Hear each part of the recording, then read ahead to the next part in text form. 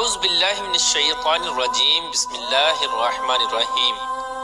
اللہ تبارک و تعالیٰ کے نام سے شروع جو بڑا مہربان اور نہایت رحم کرنے والا ہے۔ ایک ایسی قوم جس پر اللہ تبارک و تعالیٰ نے اپنا دردناک عذاب نازل فرمایا اور اس قوم کے تمام لوگوں کو بندر بنا دیا۔ اس قوم کے لوگ کون سا ایسا گناہ کرتے تھے جس کی وجہ سے اللہ تبارک و تعالیٰ نے ان پر دردناک عذاب نازل فرمایا، اور یہ لوگ بندر بننے کے بعد کتنی دیر زندہ رہے اور پھر ان کو کس قدر دردناک موت آئی۔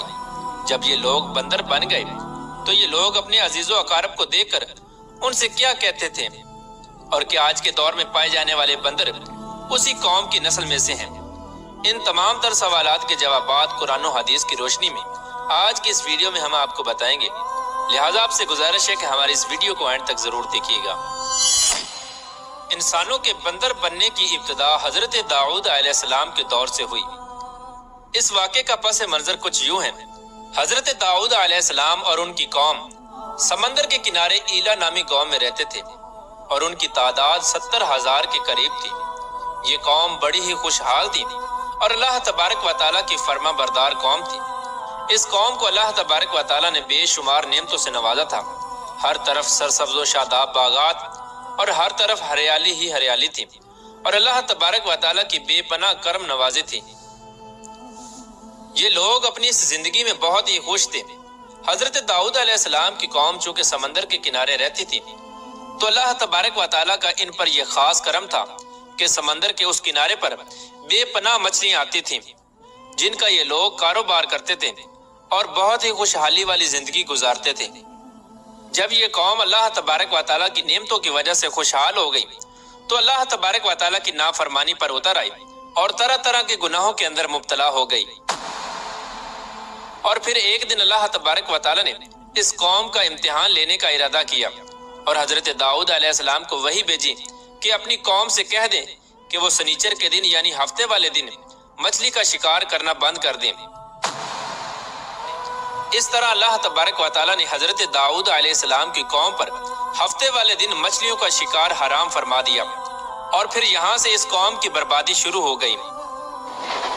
حضرت داؤد علیہ السلام نے اپنی قوم کو بتایا کہ اللہ تبارک و تعالیٰ نے ہفتے والے دن مچھلیوں کے شکار کو حرام قرار دے دیا ہے، تو وہ لوگ بہت ہی زیادہ پریشان ہو گئے اور ساری قوم سر جوڑ کر بیٹھ گئی، کیونکہ ہفتے کا دن ہی وہ دن تھا جس میں مچھلیاں وافر مقدار میں آتی تھیں اور خود بخود کنارے پر آ جاتی تھیں، اور باقی دن ایسے تھے کہ بہت کم اور نہ ہونے کے برابر مچھلیاں پکڑی جاتی تھیں۔